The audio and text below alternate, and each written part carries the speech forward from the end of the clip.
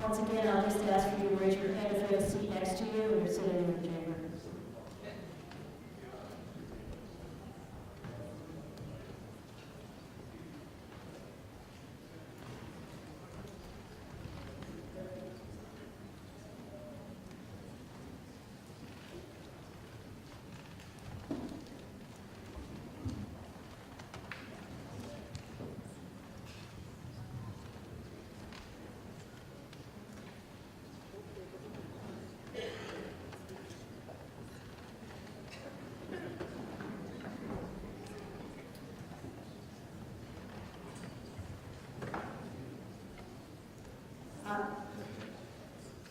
Doorkeepers, are everybody in at this point in time so that we may start the public hearing?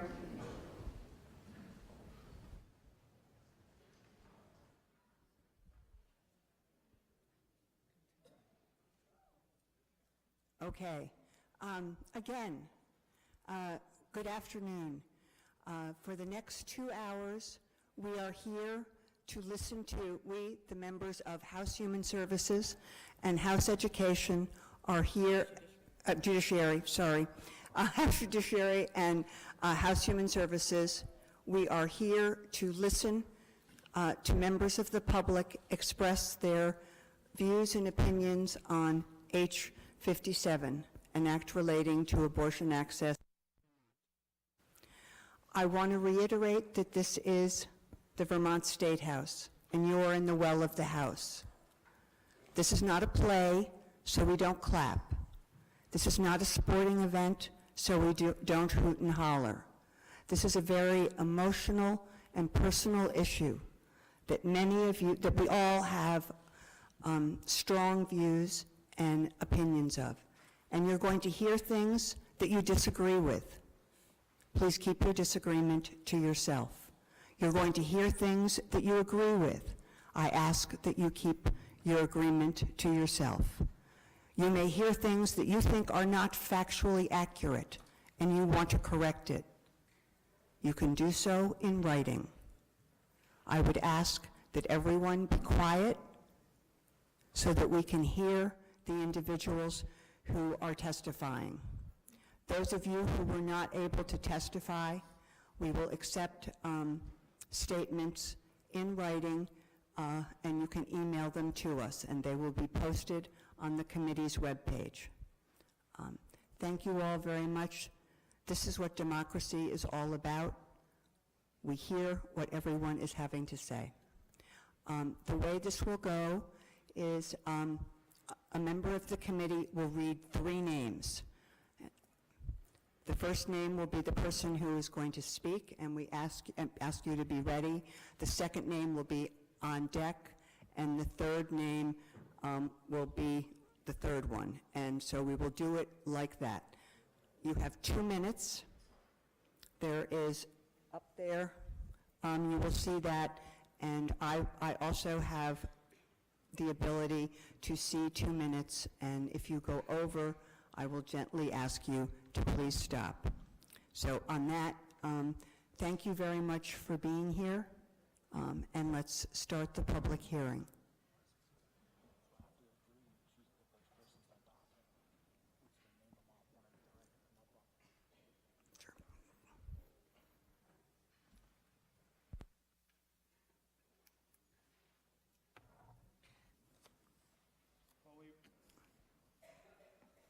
Chloe White, Burlington. Dick Howman, Burlington. Sarah Kenny, Burlington.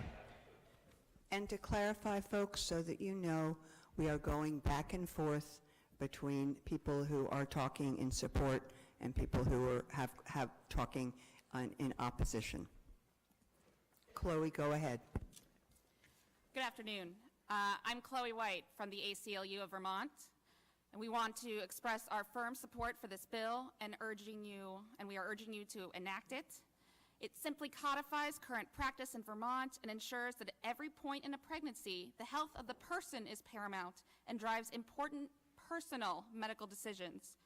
Now, the future of Roe v. Wade and access to safe and legal reproductive care looks uncertain, and this bill will help to ensure that reproductive freedom is protected in Vermont, no matter what happens at the federal level.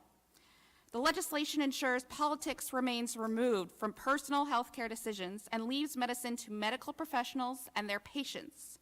Whether and when to become a parent is one of the most private and important decisions a person can make, and politics should not intrude in this process.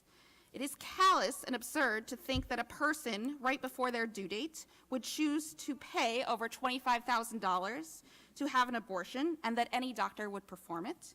And it makes no sense to assert that someone is not responsible enough to make their own decisions concerning their body, but is somehow responsible enough to carry a pregnancy to term and possibly to parent. So we are in full support of this bill in giving those factors. Vermont has long been a standard bearer for liberty and personal freedom, and this bill furthers that tradition. We urge the legislature to pass this legislation and protect reproductive rights here in Vermont. Thank you. Thank you.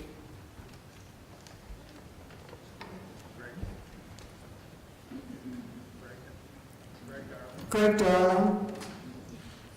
The next one will be Dick Heilman, and then Sarah Kenny. I'm Dick Heilman, I'm sorry, sore throat. I'm Dick Heilman. Sir, we can't hear you, sir. I'm a retired physician in Burlington, Vermont.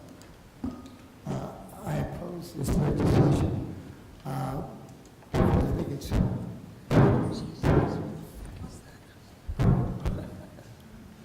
poorly written and misguided in some areas.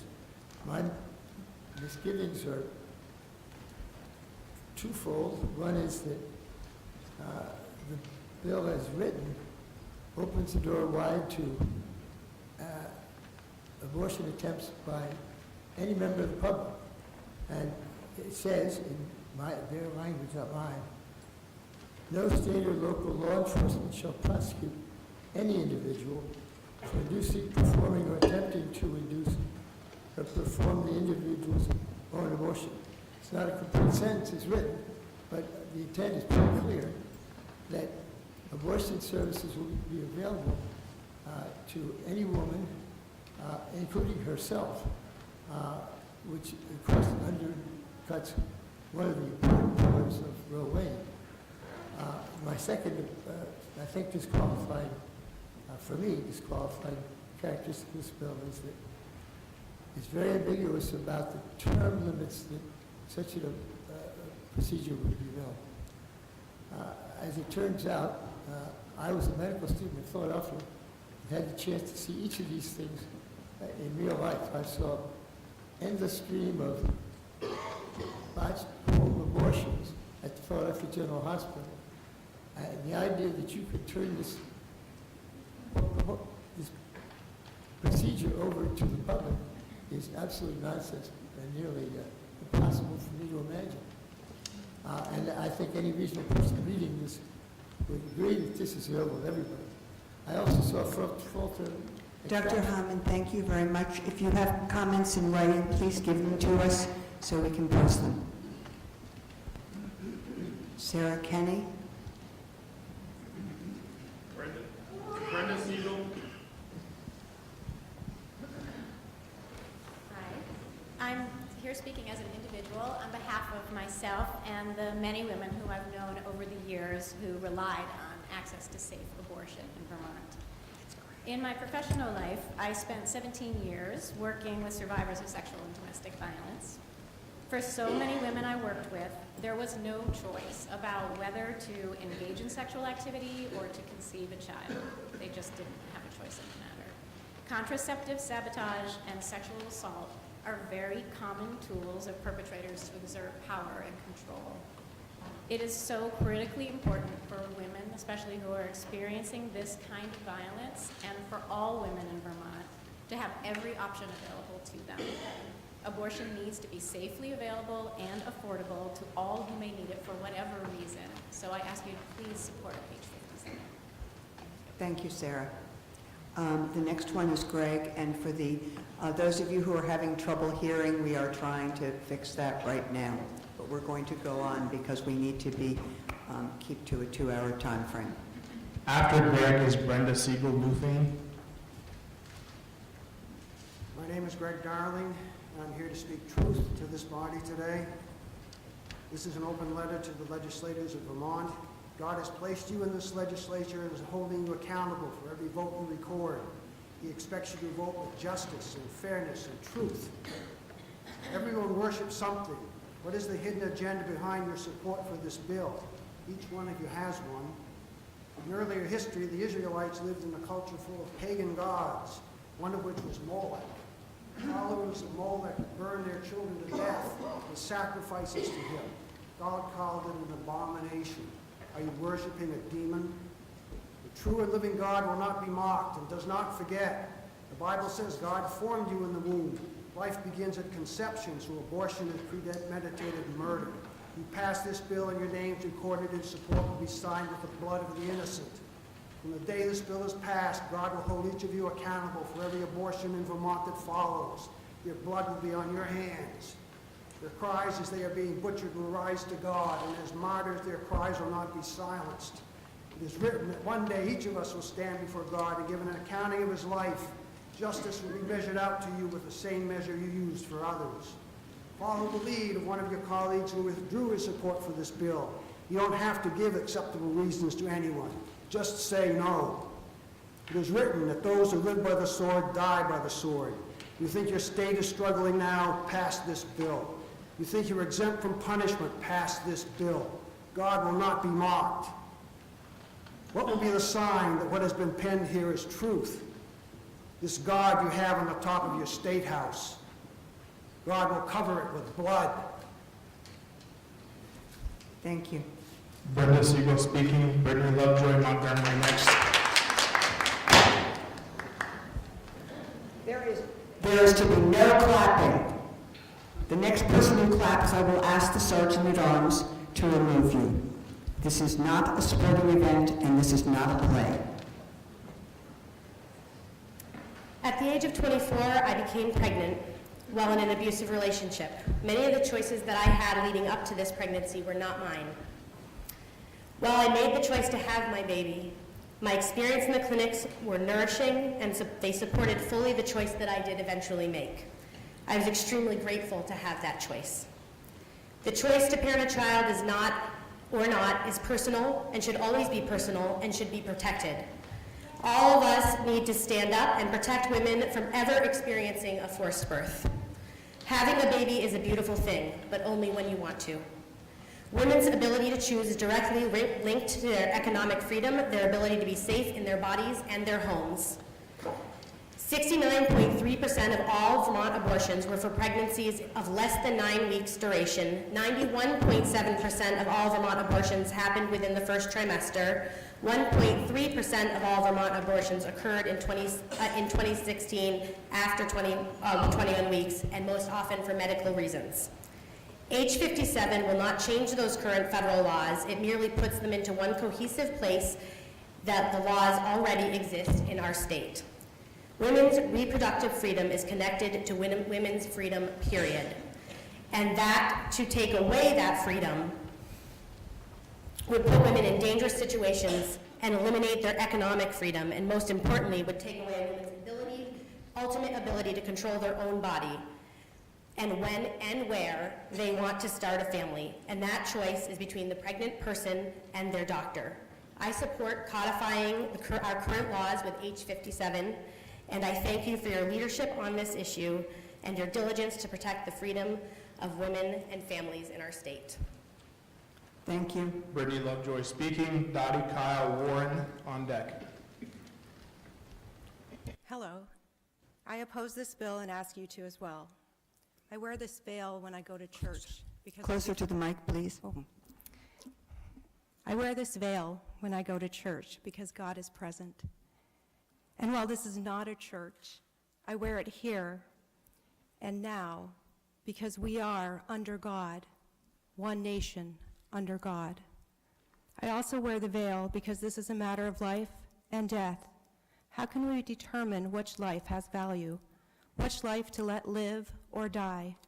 We are not only discussing what happens here on earth. Our actions here and now affect our future, our eternal life or death. I ask for God's righteous right hand to be upon you when you cast your vote, and I oppose this bill. Perhaps you may not believe in God, yet God believes in you, all of you, all without exception. He knew you before the womb. Jesus came to earth to teach us about God, and God has not forgotten our beautiful state here. He says, "Follow me." He began his life on earth in the womb of a woman, a holy woman. And I ask her to pray for us. Hail Mary, full of grace, the Lord is with thee. Blessed art thou among women, and blessed is the fruit of thy womb. Thy womb. Blessed is the fruit of thy womb, Jesus. Holy Mary, Mother of God, pray for us sinners now and at the hour of our death. Amen. Thank you. Dottie Kyle speaking. Eloise Martin Underhill on deck.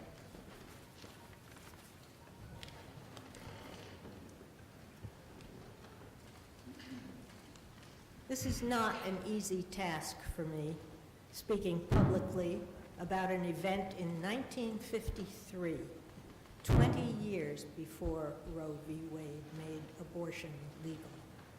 I was a dopey teenager, in love.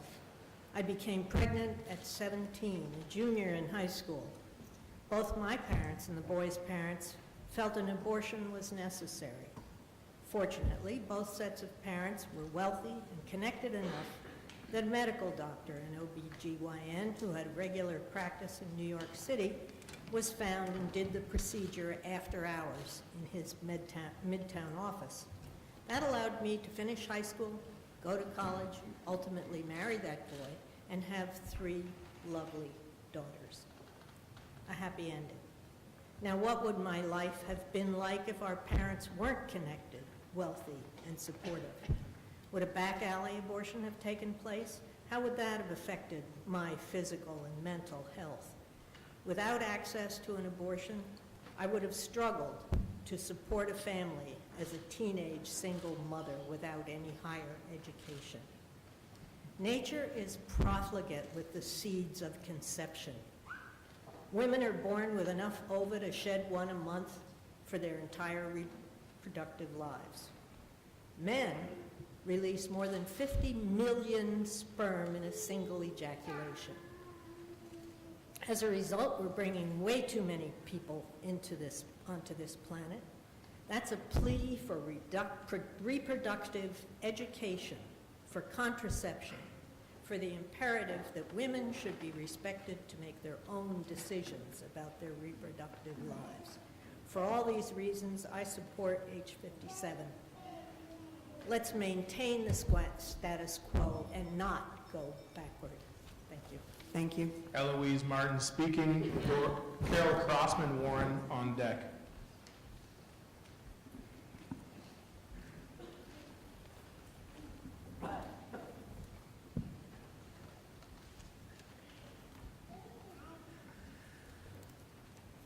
First, I want to say to everyone that helped me get... Please closer to the mic. First, it's important for me to say to everyone who helped me to gather hands full. This is just a partial part of the petitions that we circulated around the state and that we continue to fill up here today as people came in the door to abort this petition.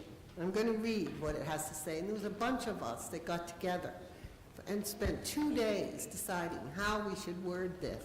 We couldn't believe it could be so hard to just simply say, we don't like this, but here's what we came up with.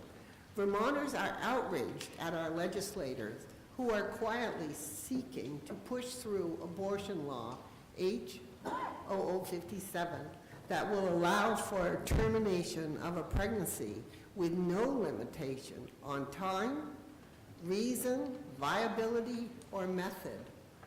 This proposed legislation goes beyond that of New York and establishes a fundamental right to abortion that cannot be infringed on or restrained in any way. Our past silence has gotten us to this horrific place. We will be silent no more. We, the undersigned, request our representatives to kill age 57.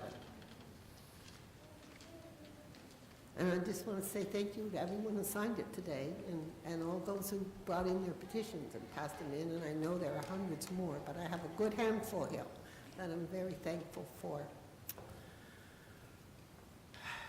Thank you very much, and you can leave your petitions right here. Your time is up.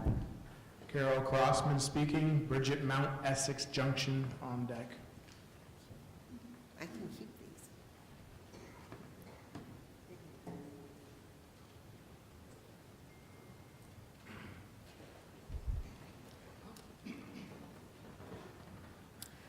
Mine is a personal story. It happened 52 years ago. I gave birth to a child, and 3 days later, I gave her up to an adoption agency in New York City.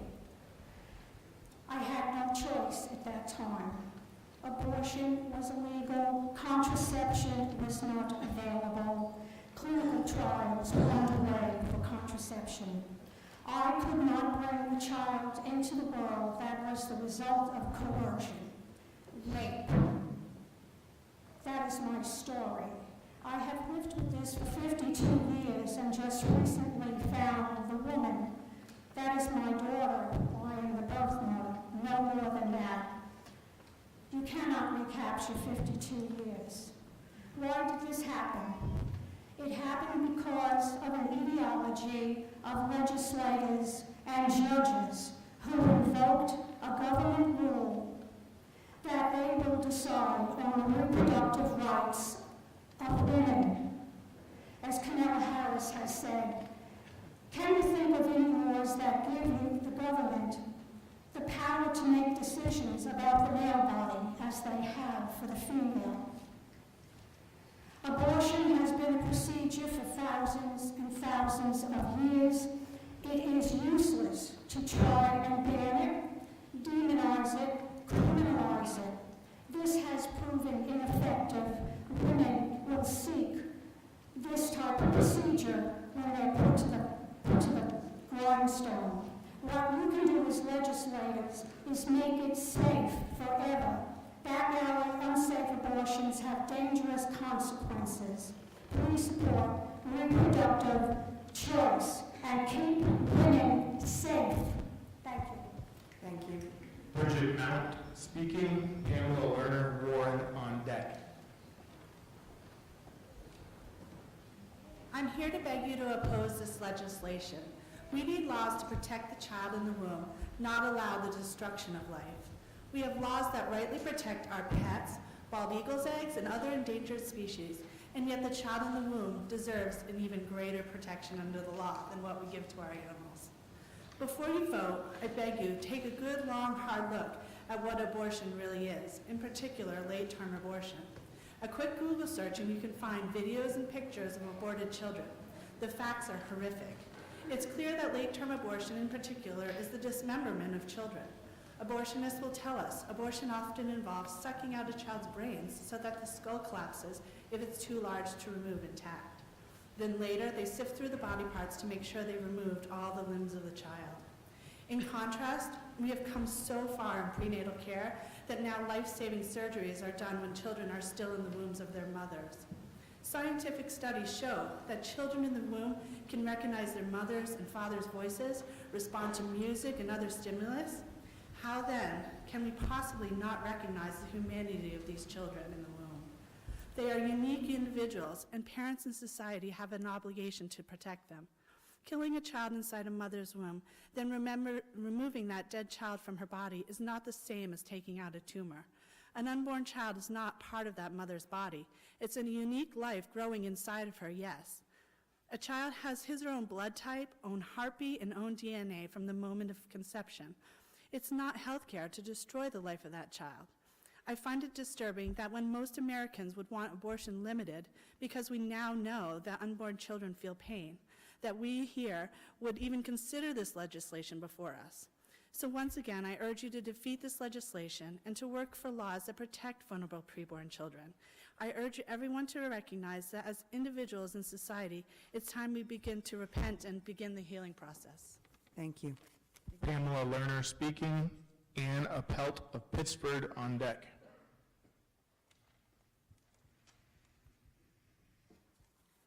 Hello. I would like, am I there? I would like to point out that this law would only continue the current legal status of abortion in Vermont. It does not change access. When I grew up before Roe v. Wade, if I had needed an abortion and gotten a back alley abortion, which was all that was available, I might never have been able to have children. I might never have been able to have my wonderful boys and my grandchildren. Another thing, religious conservatives have co-opted this debate and rooted it in theology. The First Amendment to our Constitution states, Congress shall make no law respecting an establishment of religion. To me, that says you can practice whatever religion you choose, but don't try to legislate your religious ideas onto me. Thank you. Thank you. Ann Appelt speaking. Dawn Smith-Plinner of Wells on deck. I'm not here to argue whether a baby in the womb is alive. We all know it is. It's a living human with its own unique DNA. What I want to say today is something we all deeply know to be true. Abortion at any stage of pregnancy is murder. If anyone in this room supports this appalling bill, you are personally assisting in the murder of thousands of helpless humans, and you will stand before God on Judgment Day and have to answer for it. I pray that the supporters of H57 will reconsider and stop this bill before it becomes law. So God created man in his own image. In the image of God, God created he, him, male and female. Lord God, please work in the hearts of our lawmakers. In Jesus' name, amen. Thank you, Ann. Dawn Smith-Plinner speaking. Pamela Villamere, Essex on deck. Hi, I'm Dawn Smith-Plinner, founding director of Friends in Adoption, a licensed adoption agency in Vermont, located in southern Vermont. We are a pro-choice agency, and we believe that all individuals have a right to have access to all options: parenting, abortion, and adoption. Friends in Adoption is partnered with Planned Parenthood of New England, Planned Parenthood of New York City. We are one of 2 agencies listed on the Planned Parenthood National site, and FI strongly supports the passing of H57. Thank you. Thank you, Dawn. Pamela Villamere speaking. Marie Daly Williston on deck. Currently in the state of Vermont, it is legal for an abortion to be performed at any stage of pregnancy for any reason. This means through all 9 months and even when labor starts. I recently saw an email from a physician and state rep stating that there is no provider or facility in Vermont doing elective termination of pregnancy after 22 weeks, 6 days, which is currently the accepted threshold of viability. If this is true, then having in place to terminate pregnancy through all 9 months is not necessary. I propose legislation be placed restricting and preventing late-term abortions. It is not required by Vermont law to use fetal anesthesia during an abortion. It has been medically proven that a fetus can feel intense pain 20 weeks post-conception. If the state of Vermont is going to continue to legally take a preborn life, then I want to see legislation for the use of fetal anesthesia to make the process more humane.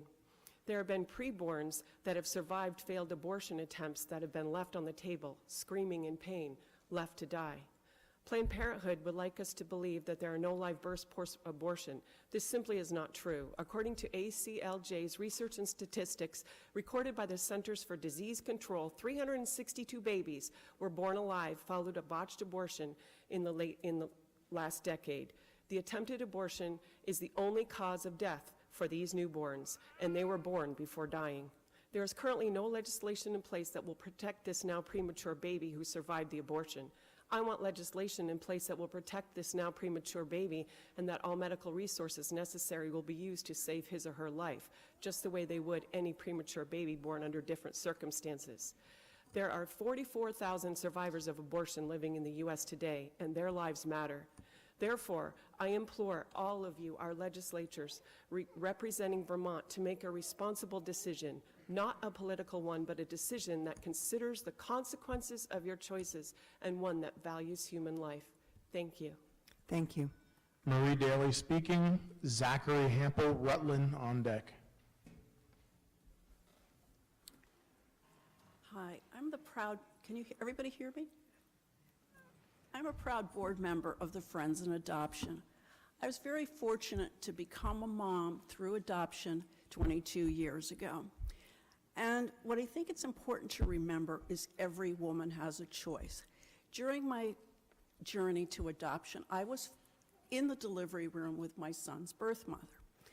And well, it took about 12 hours for my son to be born, and we started talking about adoption and abortion, and my son's birth mother said to me, "Every woman has a choice, and I chose adoption. However, that's not the right choice for every single woman." So today, we all stand with Planned Parenthood in supporting the choice that every woman needs to make for herself. Thank you so much. Thank you. Zachary Hampel speaking. Tekla von Hoven, Waterbury Center on deck. Good evening. I'm here to oppose this bill. Take a good look at what sits behind me. 2 innocent newborns, presumably infants, people who will grow up to be in our country as American citizens. And I firmly believe that with our Constitution of the United States, specifically Amendment 5, as established in 1791, that no person, think about that, no person, not man, not woman, no person shall be deprived of life or liberty or property without a due process. No person, not a man, not a woman, not black, not white, not Hispanic or Latino, no person in general. The Declaration of Independence that was so elegantly written in 1776 on July 4th specifically says that we, as citizens of this country, have certain unalienable rights. Certain unalienable rights that are endowed to us by our Creator. And in chronological order, the Declaration of Independence says that those are life, liberty, pursuit of happiness, self-evident truths, and that all people in our country are created equal. Here's a prime example. They sit here with us tonight. Do any of you have the heart to deprive these two of their life? I can't believe it if you do. I'm not going to force you to believe what I believe, but that is what I believe. It's what I believe. Thank you to my mother for giving me the right to live. Thank you. I love you. I'm proud to be alive because my mother was pro-life. And I hope that the legislators here in this body will consider the same. Thank you. Thank you, Zachary. Tekla von Hoven speaking. Dorothy Bolduc, St. Albans on deck.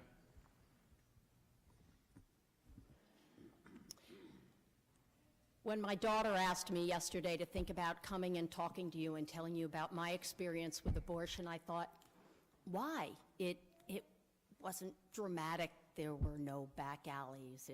It wasn't dark or scary. It was a safe, legal abortion. And she said, I know, Mom, that's the point. So I'll tell you my story.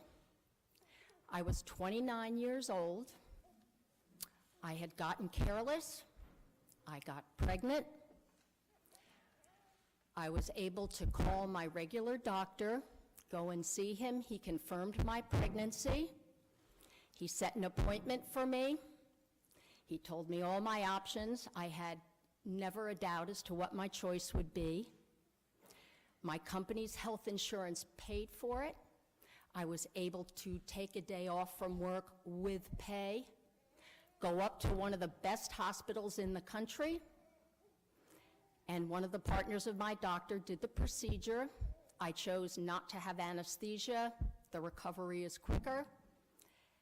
And I remember lying there, and the doctor was telling me the things that would happen, and he looked over at me at a certain point. He said, "You okay?" And I knew he really meant it. And I said, "Yeah, I am." After that, I went into the recovery room. About a half an hour later, a friend came to pick me up. She took me home in a cab. A few other friends came over, brought Chinese food. We sat, we talked, we laughed, we cried, we did what women do. And I have no regrets. I regret my carelessness. I have never regretted my choice because I've always known it was consistent with what I believed. Thank you. Thank you. Dorothy Bolduc speaking. Dottie Ricks, Berrytown on deck. When my mother told me about the facts of life, she said, "Pregnancy is a one-way street. If you get pregnant, you will have a baby. Think about it. If you get an abortion, you still have a baby. You have a dead baby. So the time for choices is before pregnancy. Age 57 is a terrible bill. It only protects the abortion industry. It has nothing to protect women's health or babies. It has no regulations or safeguards for women's health. It has no restrictions on abortion up to birth. Age 57 prohibits prosecution of a person performing any abortion. That totally protects the abortionist, but it does nothing to protect women from medical malpractice. Age 57 says a fertilized egg, embryo, or fetus has no rights in the state of Vermont. This is outrageous. In your zeal to protect abortion rights, you fail to recognize you are devaluing all our preborn babies. We love our preborn babies. We show their sonograms. We name our babies before birth. We joyfully wait for their birthdays. It is hateful and ridiculous to say they have no rights. Vermont regulates everything. Why do you want an unregulated abortion industry? Why do you care more about the abortion industry than women's health? Why would you allow viable babies to be killed when they could be born alive? It would be irresponsible to pass this bill. Do not pass this bill. Thank you. Thank you very much. Dottie Ricks speaking. Scott Libby, Newport on deck. My name is Dottie Ricks. I'm a 25-year member of the League of Women Voters of Vermont. I am representing them in this testimony first and myself second, so I'm speaking fast. The League strongly supports the bill H57 as introduced. Since 1983, the League has supported reproductive choice. We support every woman's right of access to affordable, high-quality reproductive health care, including access to abortion services and birth control. Our position is that public policy in a pluralistic society must affirm the constitutional right of privacy, and that includes the right of the individual to make reproductive choices. The League supports treating reproductive rights, including access to abortion, as a health care issue decidable by a woman and her qualified health care provider. The League has joined with other pro-choice organizations nationwide in opposition to restrictions in reproductive choices, particularly those that have appeared in Congress as legislative riders to funding measures. These types of measures undermine constitutional integrity. We believe with the passage of H57, you can help maintain Vermonters' constitutional rights. I'm also a proud Vermonter for almost 30 years. I'm a child of the 60s and remember with deep horror as a young woman helping to secure others for safe pregnancy termination.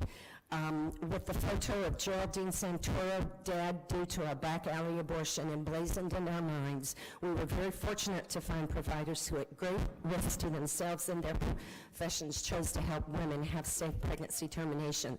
I want to point out that one result of the current national administration is that hundreds of judges are being replaced on the bench by party ideologues, many of them who, like their leaders, have demonstrated no respect for women or the Constitution. I think that passing this bill as introduced will help ensure those rights. Thank you. Thank you.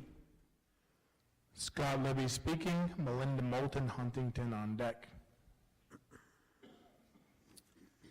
Do not support H57. Killing a baby in the womb is not a fundamental right of anyone except God alone. For you, God, formed my inward parts. You knitted me together in my mother's womb. To kill babies is to treat God as though he does not exist. Imagine if I chose to believe that there were no stop signs. In reality, they do exist, but I'm going to drive my car as if they don't exist. One of two possible things can happen. Either I'll be very fortunate to have a police officer pull me over and ticket me, pointing out the reality of stop signs, and that I need to obey them always, or I'll be most unfortunate and cause a serious accident, hurting or killing somebody, perhaps myself. Well, in the beginning, God created the heavens and the earth. God does exist, just like stop signs exist. Today, you are graciously being reminded of the reality of stop signs, or the reality of God. To treat stop signs as if they are not there is just as foolish and dangerous as it is to treat God as if he's not there. Thus says the Lord, do justice and righteousness and deliver the one who has been robbed from the power of his oppressor. Also, do not mistreat or do violence to the stranger, the orphan, or the widow, and do not shed innocent blood in this place. Jesus says, permit the children to come to me, and do not hinder them, for the kingdom of God belongs to such as these. Imagine a great artist painting a masterpiece. Suddenly an intruder comes into the studio with a switchblade and slashes the canvas to shreds in front of the artist. The womb is the studio of God Almighty, who weaves the child together. The abortionist is the intruder. How would God feel? How does God feel when he sees the slashing happen? Thank you, Scott. Melinda Moulton speaking. Jerry Schuman Ludlow on deck. My name is Melinda Moulton, and I'm the CEO of Main Street Landing. I serve on the board of Planned Parenthood of Northern New England, and I'm the president of the Planned Parenthood Vermont Action Fund, and I support H57. 58 years ago, when I was 10 years old, my father and mother divorced. My mother fell in love with a man, and she became pregnant. What I remember is that my mother left for what she said was an operation. In fact, she was going to a women's hospital where women with means went to give birth in secret without anyone ever knowing. Well, something happened at that women's hospital because my mother died 3 days before Christmas. I learned many years later that my mother gave birth to a baby girl who was adopted. After the birth, the doctor performed a hysterectomy, which went wrong. My mother developed peritonitis, and over a 5-month period, she withered away. She got pneumonia, and she died. I was 12 when she died. She was just 40 years old. Me and my 3 siblings, aged 6 to 16, were left motherless. Another memory that is seared in my brain is the night that my mother was rushed to the hospital because she was found bleeding on the floor of our bathroom. And years later, I learned from my aunt that my mother attempted to abort a pregnancy herself. She spent 2 weeks in the hospital to heal. My mother's life was horrifically compromised because she did not have access to safe and legal abortion. What possibly could lurk in the minds of those who think that they have the right to legislate what I or any woman chooses if we are impregnated when we choose not to be? It is our body. It is our life. Let me be very frank. 1 in 4 women in the U.S. have had an abortion. Women will always choose their own reproductive destiny, and the reality is it will either be at the dangerous end of coat hanger or it will remain safe in the capable and trained hands of a professional. For our daughters and our granddaughters, we must ensure it remains the latter. In the memory of my mother and all the women who suffered before abortion was legal, I implore you to take the lead to ensure that all Vermont women for all time have access to affordable, legal, and safe abortion without restrictions. Thank you very much. Thank you. Jerry Schuman speaking. Rick Moulton on deck. Huntington on deck. I want to thank you, House members, for this opportunity to testify. My name is Jerry Schuman, and I serve as pastor at Ludlow Baptist Church. And I urge you to vote against H57 for 3 reasons. First, it ignores the personhood of the baby. My wife gave birth to our 4th child, beautiful little Eliana, 19 days ago. This law states that my little girl, who had her own distinct DNA at conception, whose heart started to beat 3 weeks after conception, who made my wife's belly bounce the last 4 months, maybe 5 months, with her powerful kicks. This law states that 20 days ago, she has no independent rights. Is that the state that we want to live in? Second, it encourages economic suicide. According to the Center for Disease Control, the total fertility rate in Vermont in 2017 was 1.5 per woman, tied for lowest in the union and more than half a child lower than her replacement rate. This guarantees an aging population and therefore a higher tax burden with businesses and schools closing down. All laws teach, and this law teaches us to continue to devalue children and our economic future. Third, this bill ignores and defies the most important person. A prophet, one of your own, said, "Imagine if there is no heaven. It's easy if you try. No hell below us, above us, only sky." This bill assumes that. But there is a God who made the world and everything in it. He is the one who has shaped and fashioned every one of us in our mother's womb. We are made in the image of God, which means every baby is valuable and belongs to God, bearing his image. This bill defies God's image and declares a mother has the right to kill her own child. But House members, she does not. Jesus Christ died, rose again, and is seated at God's right hand, and he is Lord over all. And he commands all rulers to serve him with fear, lest they perish in his wrath. And I call you legislators, for your sake, to honor Christ and reject this bill. Thank you. Rick Moulton speaking. Timothy Counts Arlington on deck. I'm here to testify in support of H57. I've always been a strong supporter of choice for women. As a man, I would never feel that I have the right to tell a woman what choices she should have over her body in pregnancy. Obviously, if I get a woman pregnant, I would expect to be part of a discussion about having and raising a child. But in the end, it's her decision. H57 protects the rights of Vermont women. It ensures their control over their own destiny, something no one else has the right to judge. Men tend to weigh in on this issue, we've heard that, and they think they know what's best for various reasons, usually belief in a higher being. But let's be honest, men have no clue what it's like to become pregnant. For us men to sit in judgment on a woman's choice is wrong, and for the state to legislate control over a woman's choice, I think is unconstitutional. In my own early 20s, right out of college, my wife and I, pregnant, decided to have a child. We had a son. And then my wife became pregnant again shortly afterwards due to my carelessness. She chose to go ahead and have an abortion. And 4 years later, we had our second child when we could really afford it.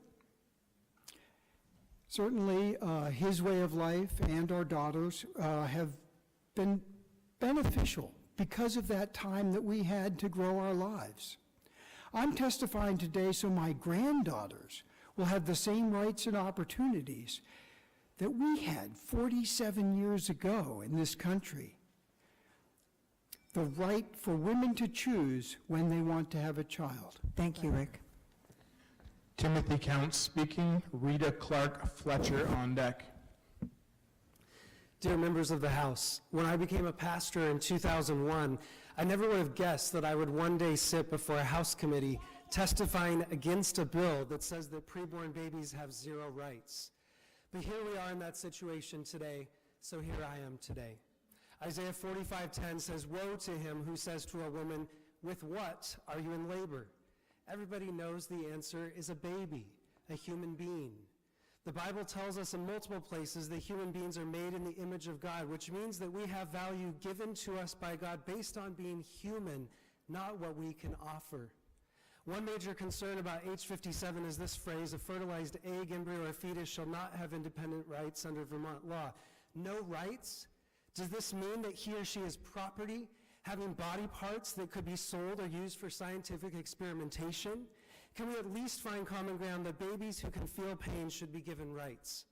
At what point would insurance companies no longer be required to cover life-saving medicines and procedures that are administered in the womb? Why would you put your name on a bill that takes away the right of a woman to seek justice for her baby when she is a pregnant victim of a violent crime? That's a baby. What about babies born alive during a late-term abortion, which a 2017 U.S. House investigative panel found is more common than usually claimed? We have been told that H57 would not infringe on faith-based pregnancy centers. Where is it in writing that they would not be required to present abortion as an alternative? Dietrich Bonhoeffer was a German pastor during the Nazi regime. Bonhoeffer pastored during a time that his government, the Nazis, said that an entire segment of humanity had no personhood. Bonhoeffer courageously declared, "Not to speak is to speak, not to act is to act." We are speaking and we are acting today, and we will continue to do so for those you are saying are non-people. You will continue to hear from us until every baby in Vermont is not just given their rights back, but has an opportunity to have a birthday. Rita Clark speaking. Paula Green, Newfane on deck. I want to applaud the H57 proposal because it protects women and it does not restrict our freedom. It is all inclusive.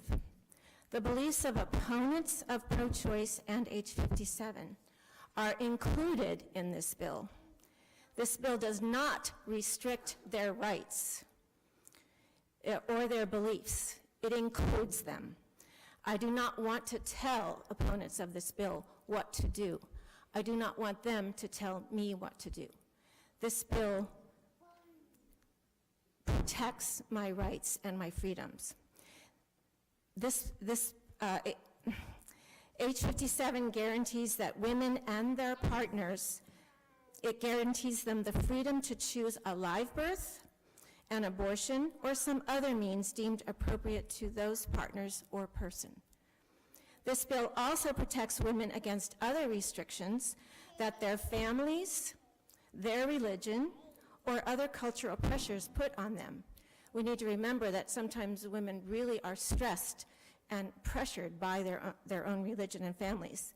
This bill protects women from surprise pregnancies that are a result of failed birth control, devices used by either male or female, and it gives them the legal way out. The men and women of this legislative body have a responsibility to protect human rights. I want to end with a quote about violent pregnancy. "Not all men practice violence against women, but all women live with the threat of male violence, and in consequence, also pregnancy." That is by Soraya Shamali, and I would like to urge this body to continue this bill and to make this a constitutional amendment under the rights of privacy. Thank you. Thank you. Paula Green speaking. Sue Burton of Burlington on deck. From a letter I wrote to my daughter 2 years ago. Dear Jamie, I was so young when I gave birth to you. At that time in my life, I retained within me the principles of right and wrong that I was brought up with, and I chose to rightly have you and take the responsibility of rearing you the best way I could. My best was so bad in so many ways. I made worse and even worse decisions that have affected us both. The most grievous of those decisions was to have an abortion. To make that decision once is heartbreaking, and yet I made that decision 6 times before you were 10 years old. I cannot imagine what learning this will mean to you. I could attempt to help you understand the reasons for each and every time I chose to end a child's life, but the reasons make no difference. There is no reason that makes my choices reasonable, or anything but selfish and horribly damaging to so many, including and mostly you. I denied you the life and the family that God wanted for you, and I will not defend that. I am sorry. Is there anything else apart from God's mercies for me? The grace of God has been great towards me, and I do not deserve any of the goodness he gives me. I love you and my grandchildren more than I can express, much more than I can sometimes endure. Each time God gave you a child, I waited and thought of my own children that I had turned my back on. Each time I hoped somehow my own grandchildren might redeem me, and yet this was a very foolish and fruitless way of thinking. In the end, it is only Christ that could forgive and redeem me, and I will never again turn my back on him. He has shown me a love that transcends all that I have been. You have brothers and sisters in heaven. I am so sorry you did not have them here. Forgive me, Mom. It has taken all of my courage to take an honest look at what abortion is, a horrifying and difficult task. If I have been able to look upon myself in the light of the truth that an abortion is to kill a child, then I expect everyone in this room is capable of doing the same. Thank you. Thank you. Sue Burton speaking. Elizabeth Chichili Dummerston on deck. I urge you to support H57. There's a long history in Vermont of independence, tolerance. Please don't let a well-orchestrated minority restrict a woman from making decisions about her own life. In 1972, I was hired at the Vermont Women's Health Center, which was founded to provide a full range of women's reproductive health care, including abortion. For over 25 years, I was a physician assistant there and at Planned Parenthood. Over the years, I have provided care to Vermont women from every walk of life. 1 in 4 women in the United States has had an abortion. Everyone in this room knows someone who has had an abortion. She may not have told you. Abortion is a personal decision. I got involved in women's health in 1971 when I was a community vista in Franklin County. I met a woman who was pregnant and frantic and had taken the drug ergotrate from their dairy barn to induce an abortion. She survived the heavy bleeding, but her story startled me into action. Why am I bringing up this ancient history? Because history is repeating itself. In Texas, where clinics have been shut down, women are crossing into Mexico to buy over-the-counter ulcer drugs to cause an abortion. They don't know how many pills to take or the risks involved, and there's nowhere to turn for backup. Ergotrate in 1971, ulcer drugs in 2019. Do we want Vermont to go back in time? Restricting abortion will not make it go away. It will make it unsafe. 100 years ago, my great-aunt Nettie died of an illegal abortion. Please do not send us back to those days. Thank you. Elizabeth Chichili speaking. Janet Young Fletcher on deck. Thank you for this opportunity to speak. Facing this bill that brings out strong convictions and emotions, I do not envy your positions at all. We are told in Proverbs, if we seek wisdom like a hidden treasure, then we will find it. And so I pray for wisdom for each one of you. After facing my own unplanned pregnancy and considering the option of abortion myself, I found myself wanting to help other women in that situation, simply because I understand that there is no easy option, only hard choices. That being said, when I walked my road, I had to face the fact that my choice would not only affect my life, but the life of the baby growing inside of me. I could not put my wants above that baby's fundamental right to live. It scares me how our culture has slipped into this place of honoring the mother's desires above the child's right to life. It makes me think of the Holocaust, where Jews were no longer viewed as people, even though they were obviously living human beings. Their rights were stripped away, and then so were their lives. In our own history, it's embarrassing to remember how slaves were treated as property, not people, even though they were obviously living human beings, simply because the desires of their owners were deemed more important. We look back on these tragedies and proclaim, never again. Yet here we are again.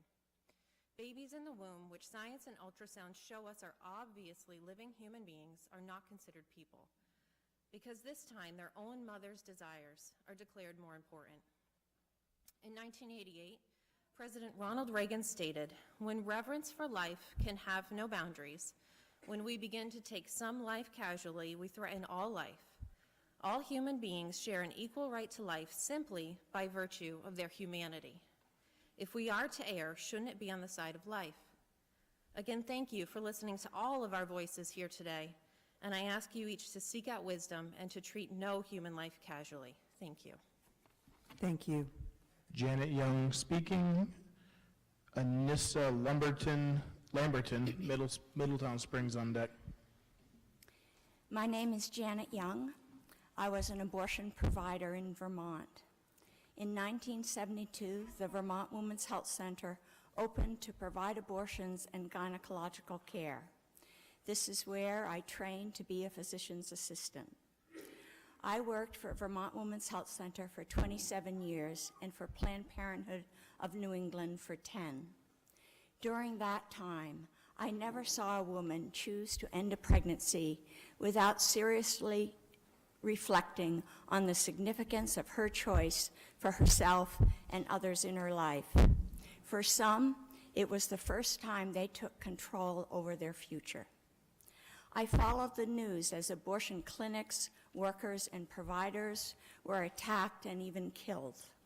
I experienced Operation Rescue and its attempt to impose their beliefs on us. I saw the torment caused by protesters. I saw the courage and the resolve of patients and colleagues. I was raised Catholic. I believe that life is sacred, all life, that a woman's life is sacred. I believe that women must have autonomy to decide if and when to bear a child. This is in her best interest and the best interest of society.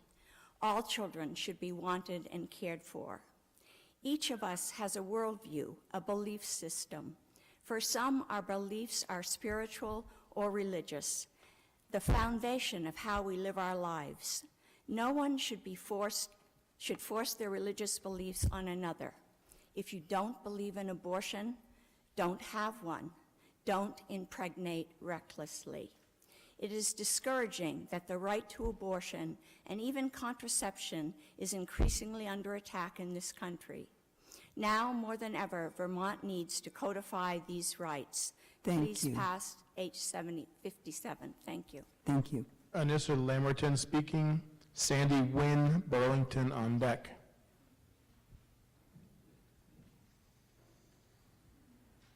The one thing that we have in common here is that all of us are former fertilized eggs, Sorry, could you speak closer to the mic? The one thing that we all have in common here is that we are all former fertilized eggs, embryos, fetuses. What privileges we have.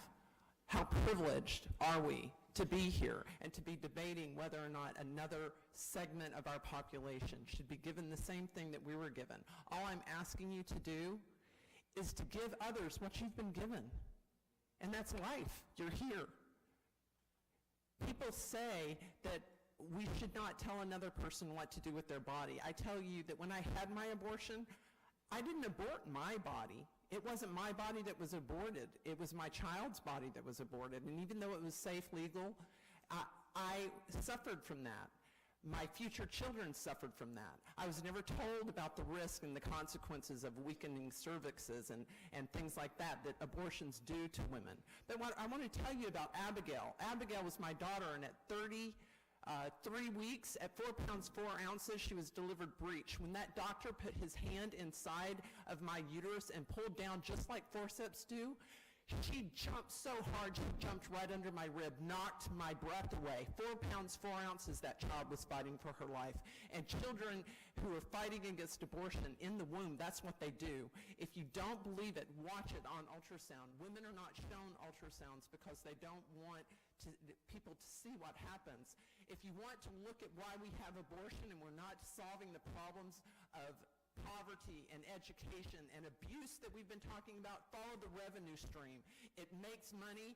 It provides income for people to support their campaigns, to run for office. Don't let it fool you. Give others what you have been given, life. Thank you. Sandy Wynn speaking. Teresa Burke Castleton on deck.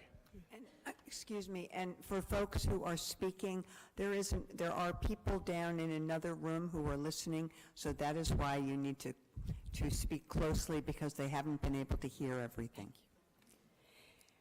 Thank you. Recently, someone said looking back 50 years is not instructive. I beg to differ. I was in high school and college in the 60s. One day, a high school girlfriend did not come to school. She was pregnant, so she was sent far away. I never saw or heard of her again. At UVM, a good friend of mine got pregnant. She was not ready to be a mom, so she did what was her only choice to terminate a pregnancy. She had a back alley abortion. She almost bled to death, but she did survive, graduated, and had children when she was ready to be a mom. Years later, I was divorced with 2 children. I too got pregnant unintentionally.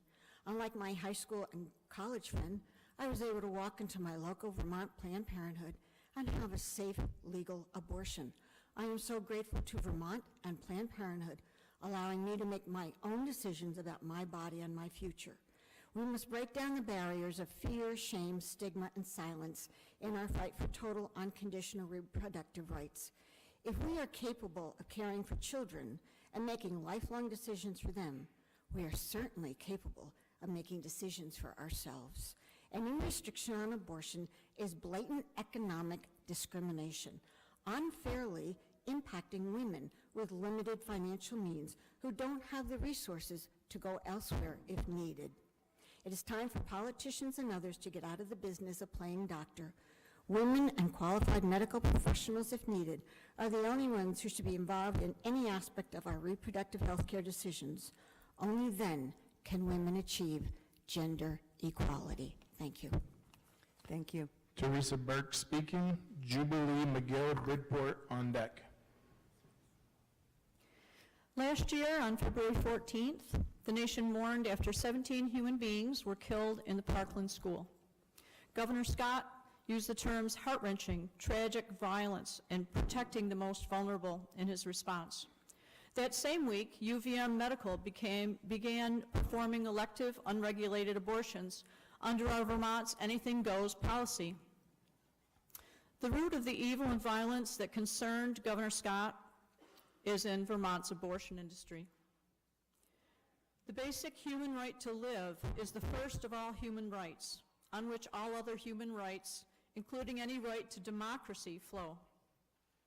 This human right to live wasn't considered historically in most cultures leading up through the Roman Empire prior to 318 AD, when under Constantine, the legalization of abortion and infanticide was ended. Human life was no longer seen as cheap, but precious, and as Jewish people had known for centuries before, they were made in the Creator's likeness with a soul that would live forever. From then on, Western civilization continued to hold an obligation to this fundamental concept of the human's right to live, which developed the ideals of individual freedom and equality that became our U.S. Constitution and Bill of Rights. But in Soviet Russia in 1920 and Nazi Germany in 1934, abortion was decriminalized and life was cheapened again. Totalitarian, oppressive states no longer held the obligation to protect the lives and freedoms of their citizens. Our government, in its ignorance or rejection of our freedom's historical and logical foundations, have followed the Soviet and Nazi precedent, decriminalizing abortion, eradicating the legally recognized inherent human right to live, no longer carrying an obligation to always protect and save human lives like yours and mine. Thank you. Are you almost finished? I can say, let it sink in, killing humans is wrong. Thank you. Jubilee McGill speaking. Debbie Austin, Essex Junction on deck. The debate around abortion is usually framed around cisgender women. So I would like to acknowledge and hold space for all the citizens of Vermont who do not identify as women but still possess the biological ability to get pregnant, because this impacts them as well. We see you and you are an important and valued part of this conversation. I have a friend who had an abortion because she made a mistake and was not emotionally or financially ready to have children. I have a friend who had an abortion because she was raped and could not handle the continued daily trauma of carrying her rapist's baby. I have a friend who had an abortion because she was raped by a family member, and not only couldn't she handle the trauma, she also couldn't handle the very likely possibility of having a child with severe physical and mental disabilities due to the close DNA profiles she and her rapist possessed. I have a friend who had an abortion because the baby she had already felt move inside of her, that she had named, and that she had already fallen head over heels in love with, was diagnosed with physical abnormalities so extreme there was no hope for survival outside of the womb. None of these women took their decision lightly, but they thankfully had the ability to make the best decision for themselves. I have a 12-year-old daughter who I look at just on the cusp of womanhood, and I see what is happening on a national level, and I am afraid. I'm afraid that someday she may be in a similar situation and not be afforded agency over her own body. If you are committed to empowering women and believe in equality, you must trust women, pass this bill, and preserve the right for the women of Vermont to make the best decision for their own circumstances. Thank you. Thank you. Debbie Austin speaking. Allison Lutz, Burlington, on deck. When I was 19, I went to Planned Parenthood for a pregnancy test. At the moment I heard the words, "it's positive," my rational thinking disappeared. Their so-called counseling was minimal and it was focused on abortion. I never was offered any alternatives to abortion or information on fetal development, or I was never told about the medical risks, the post-abortion trauma, the future relational problems, the nightmares and crying babies I would dream about, or the struggles I would have when bearing future children. 8 years later, when I found forgiveness in the Lord Jesus Christ, I realized that no woman ever wants an abortion. They feel like a trapped animal willing to chew off their paw, which is their own unborn child, in order to escape the immediate crisis. And I wanted to help them. I learned of a young woman planning to have an abortion. I called her and let her know I cared. I explained to her that she was already a mother and that there was already a baby. And her choice was to either become the mother of a dead baby that would come out in many pieces in a few days, or she could be the mother of a live baby that would come out in one piece in several months. She needed to make a choice she could live with for many years to come. She decided not to kill her baby. 10 months later, she visited relatives in Vermont, and I went to meet her. She came over to me and put a little baby girl in my arms with tears in her eyes and said, "Thank you. If you had not called me, I would not have her." And what a difference this has made in that one little girl's life, as she will turn 30 this July, and she now has a 6-year-old son and a 2-year-old daughter, both who would not be here if she was aborted by her mom. I could tell you many more stories like this, and how I've met over 60 women in the state of Vermont who are hurting from their abortions, and sadly, you'll never hear from them because it's their darkest secret. I once was one of them hurting in silence. Abortion does not help women, it just leaves them as mothers of dead babies. And if you vote yes on this bill, you'll make it so much easier for abortion providers to continue to sell these abortions to hurting women who just need our love and support during their crisis, not a solution that leaves them with a dead baby. Thank you. Thank you. Allison Lutz speaking. Julia Lewis, Georgia, on deck. Good evening. My name is Dr. Allie Lutz, and I'm currently in residency in obstetrics Please and speak gynecology. closer. Sorry. I am currently in residency in obstetrics and gynecology. I chose this field because I truly believe in the strength of women and want to advocate for patient autonomy. House Bill 57 is directly in line with these concepts. I am fortunate to be in Vermont in this stage of my medical training. Evidence-based medicine and patient autonomy are core to the practice of medicine here, including in regards to abortion care. I attended medical school in Louisiana, where access to abortion has been incrementally restricted. As a result, women face increasing hurdles, making the procedure less available, more expensive, and more disruptive to secure. Political interference has undermined women's ability to access the care that they need. In Louisiana, a woman with type 1 diabetes in her first trimester of pregnancy presented to the hospital barely conscious. She was admitted to the ICU with diabetic ketoacidosis, a potentially fatal condition that can occur with diabetes. After resuscitation, she was in tears. This pregnancy was unintended, and unable to get to a clinic for an abortion, she allowed herself to get so sick that she risked her life, hoping that her illness might cause her to miscarry. Another woman with an unintended pregnancy sought termination early on.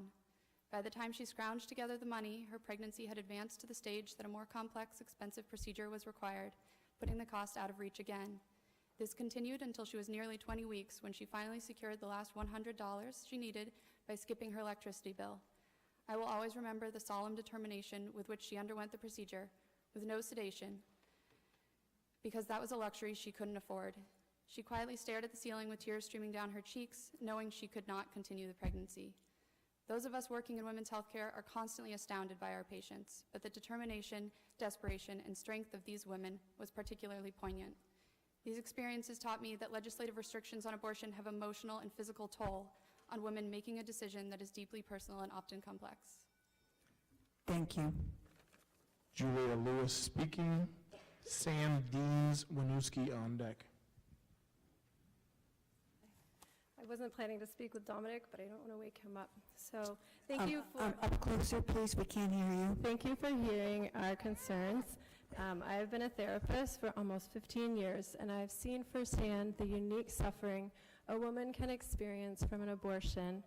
For many women, their abortion is a source of trauma and grief with a tremendous and unexpected impact on their sense of self, their identity as a woman and a mother, and their relationship with their partners and subsequent children. Research shows that most women feel they have no choice. Many are pressured by their partners, parents, or circumstances to have an abortion. Some think in the moment that they are making a free choice, but in hindsight realize they were unduly influenced by stress and fear and did not have all the information, maturity, or clarity of mind to make this kind of choice. My understanding is this discussion is not about repealing abortion altogether, but examining one of the most radical bills in the nation without provision of parental notification and allows for abortion past viability, which the majority of the population opposes. I know a woman's decision to have an abortion is influenced by many factors and is often very painful and heart-wrenching. 60% of women who had an abortion said they felt that a part of me had died. According to research, 65% of women experience some symptoms of post-traumatic stress disorder after an abortion with some meaningful clinical diagnosis. Women who have had an abortion are at a much higher risk than women who give birth for developing mental illness such as PTSD, clinical depression, eating disorders, and addiction, and are 6 times more likely to commit suicide. A late-term abortion is a risk factor for these. This bill is neither about religion nor is it pro-woman. This is a human rights issue, and women deserve better. Thank you. Sam Dean speaking. Rick Cochran Walden on deck. My name is Dr. Samantha Deans. I'm a chief resident of obstetrics and gynecology. I am also an abortion provider. I'm here today to urge you to vote in favor of House Bill 57. I'm also here to share a story of one of my patients with her permission, and I've changed her name for her privacy. Kate presented to me with a desired planned pregnancy. She and her husband were thrilled to be, at 37 years old, pregnant for the first time. At the 20-week ultrasound, my patient and her partner were hit with the news that their daughter would never grow to be the child that they had wished for. The baby was found to have multiple malformations seen on ultrasound. This was confirmed further after genetic testing revealed the diagnosis of trisomy 18. This is largely a lethal fetal anomaly, and the baby's other malformations made this diagnosis terminal. They were devastated. In learning more about this condition, it became clear to Kate that the amount of suffering her child would experience if born was not acceptable to her as an option. She and her partner came to the decision that ending this pregnancy was the most loving and humane decision they could make for their unborn child. Unfortunately, Kate had federal insurance that only covered abortion in the case of rape, incest, or threat to the mother's life. They refused to pay for her procedure despite certain suffering and death of her child. But luckily for Kate, she lives in Vermont, where a woman's right to choose is supported. Resources from the community came together to secure funding for Kate. She made the compassionate and heartbreaking decision to undergo a surgical termination of pregnancy at 21 weeks gestational age. This story highlights two key points. The first is that women make incredibly personal and often painful decisions when it comes to choosing whether to continue or end a pregnancy. This is not something that requires regulation or barriers. The second is that we are privileged to live in Vermont, where women are trusted and supported in their reproductive freedoms. I trust women. I trust them to make this decision for themselves and their families. I support this bill because in passing this bill, the state of Vermont is affirming that trust. Thank you. Rick Cochran speaking. Kaylin Gregory Davis, Burlington, on deck. Remember your first experience staying at a friend's house, your first relationship, the first time you experienced the loss of a loved one. As we grow older, we realize that our relationships to our family, friends, and deity are most important. If you've chosen to support H57, please remember that you would not be debating this issue if your mothers or grandmothers had made the choice for which you are advocating. As we grow and mature, we learn that life's choices have consequences. Choice is important, but as a great heart surgeon who worked to prolong life, a man who understands well the science, and a leader of faith, Russell M. Nelson said, quote, "Terminating the life of a developing baby involves two individuals with separate bodies, brains, and hearts. A woman's choice for her body does not include the right to deprive her baby of life and a lifetime of choices that her child would make," close quote. I personally asked one of our legislature's members who supports this bill about the extreme scenario as a baby being born, and upon the birth, the mother in exasperation says, "I just cannot do this." And I said, "What happens at this point?" Sadly, she said, "That is between the mother and her doctor." The talking points for the pro-abortion perspective suggest that such things are not happening, and yet H57 allows for it. This is horrendous, it's despicable. We must not support the terminating of whether it be a fully birthed child or allow late-term abortion. Why the rush to the bill?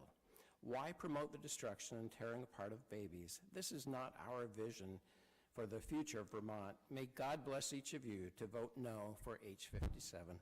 Thank you. Thank you. Kaylin Gregory Davis speaking. Robert Orlick, Randolph, on deck. Hello, I am a student at UVM College of Medicine. Before this, I worked as a midwife and a counselor at a clinic that provides abortions throughout pregnancy. I share my experience today to provide perspective on the multifaceted complexities that lead to abortions later in pregnancy. From years in this work, I can attest that abortion is never a light decision. To give some insight, I'll share one story. This patient was a 14-year-old who had just started high school when her mom's boyfriend began sexually assaulting her. She endured this abuse alone and didn't know where to turn when she realized she was pregnant. She was ashamed as well as terrified of her abuser and the possibility of disrupting her family's life. Months passed before the truth came out. Due to restrictive laws, the mother-daughter pair traveled hours across state lines to find a clinic willing to help. When she walked through our doors, it was painfully evident that the real tragedy was not the abortion, but rather the horrific sexual abuse and the laws that forbid her from receiving necessary care closer to home. Unfortunately, this story is not an exception, nor is it far-fetched. This patient is just one of many facing a variety of tough realities that lead to abortion later in pregnancy. As a medical student, I will tell you the training is rigorous and ethical principles are central to the education. Doctors who provide abortions engage in careful consideration as to what is medically appropriate and ethically sound, and so do women who seek their services. We cannot possibly foresee nor legislate for every scenario, but what we can do is place trust in our common humanity. We can trust that when faced with difficult decisions, women are able to make the decisions that's best for their bodies and their families. Every circumstance is unique. We must recognize and support the complexities involved in the decision to terminate a pregnancy. Thank you. Thank you. Robert Orlick speaking. Gretchen Morse, Charlotte, on deck.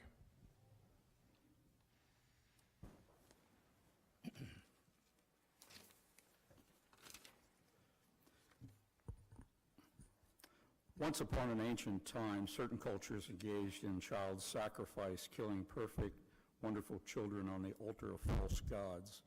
It was not always so, but that practice continues in our day and time. In Vermont, something evil this way came with the 1972 decision of Beecham versus Leahy in the Vermont Supreme Court building just down the street, where the justices put their stamp of approval on child sacrifice, giving it different terms. A child became a fetus, and the god was not Baal, but was convenience and material things, as they ruled that a woman could sacrifice, abort, her fully developed, even perfect child up to the time of delivery for any reason or no reason at all. Child sacrifice at ancient times and abortion of a fetus in our times has the same result, death. This case in Roe v. Wade, a year later, resulted in the wrongful deaths of 100,000 preborn children. The building where we speak tonight entertains a resolution each year to celebrate Roe versus Wade. It is a ritual of the liberal left politicians of our time that celebrates death and is a vile observance that rejects the true God and embraces child sacrifice even greater than done in ancient times.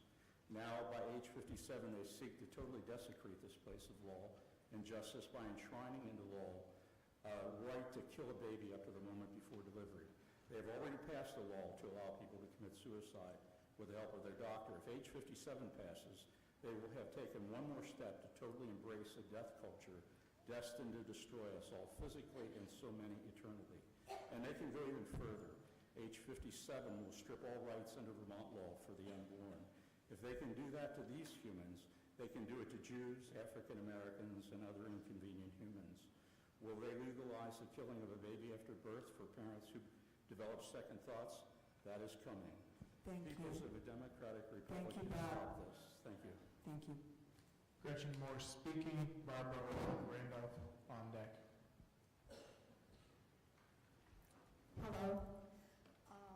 I am Gretchen Morse. I was here 40 years ago in this chamber considering all kinds of proposals that would make it safe and legal for women to choose abortion in the state of Vermont. And I just felt very obligated to come here on record with you in support of H57. And also just to thank you for your very careful and thoughtful deliberation. This bill, in my opinion, is a clear, proactive women's right to choose proposal. It protects at a time when there is uncertainty in our land a woman's right to have a safe and legal abortion in the state of Vermont, and it prohibits absolutely anything that would interfere with a woman's right to self-determination and access to safe, legal abortions.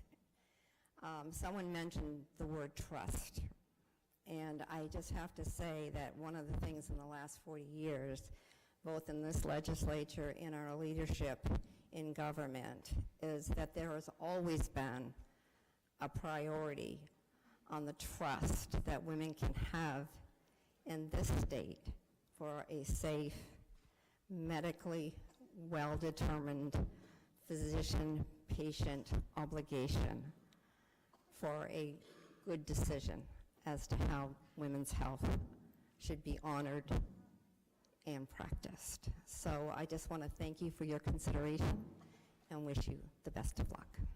Thank you. Barbara Orlick speaking, Catherine Schubert, Heinsberg on deck. I am blessed being the mother of two and the grandmother. Barbara, can you speak up?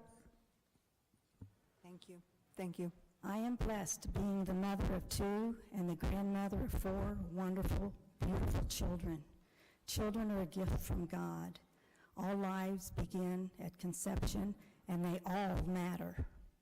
God gave the right to life, and no one, not even a potential mother, has really the right to destroy the baby that God has given. It is terrifyingly wrong to have an abortion at any point of the child's development. I can understand there are many reasons why a woman might make such a bad choice, but no matter the reason, the action is wrong.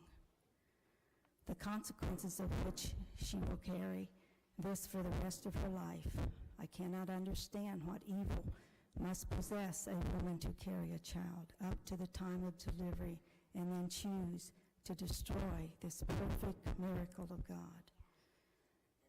It can only be something very evil for this to happen. It is even more evil for an elected lawmaker to create a law that would allow such a killing. What are they thinking? What's next? The death culture law will lead to a legal killing of a child after birth when convenient for the parents. How do you protect anyone from this reach? By ensuring that all humans from the time of conception to natural death are protected to ensure their God-given right to life, liberty, and happiness. I am so shocked at my two representatives, Jay Hooper and Ben Jeckling, for sponsoring this evil bill, and I appeal to them to remove their name from it. Thank you. Catherine Schubart speaking. Lawrence Zupan, Manchester, on deck. Good evening. I am support of H57. We know that 1 in 4 women will, in this country, will have an abortion in their lifetimes. And we know that around the world there are many millions more. Those women are very often not protected by the law. Their privacy or their access to health care and medical support to have an abortion if they wish to. The statistics of women in these other countries who die from back alley abortions, as we would call them, are horrific. And I do not see us going backwards in this country when we have made it much healthier for women in every way, and the numbers of abortions are going down, and the numbers of, obviously the numbers of deaths from abortions have gone to practically nothing. Thank you.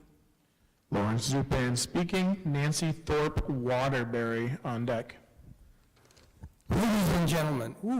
Ladies and gentlemen, I come before you today to speak against H57. I do not address you with the intention of persuading all pro-choice legislators or Vermonters to suddenly become pro-life.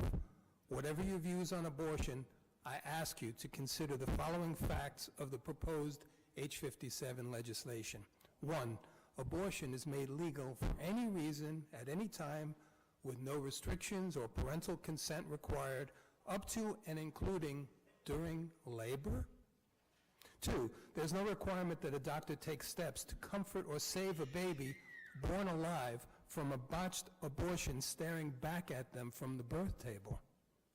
3, the fetus has no rights, meaning that there will be no legal restriction on the dismemberment and sale of baby body parts or baby corpses being sold for lab research. 4, there's no provision to require anesthetizing a pain-capable baby, no restrictions on the cruelest abortion methods. 5, there's no requirement to be licensed in any way, say as a medical doctor, to perform abortions.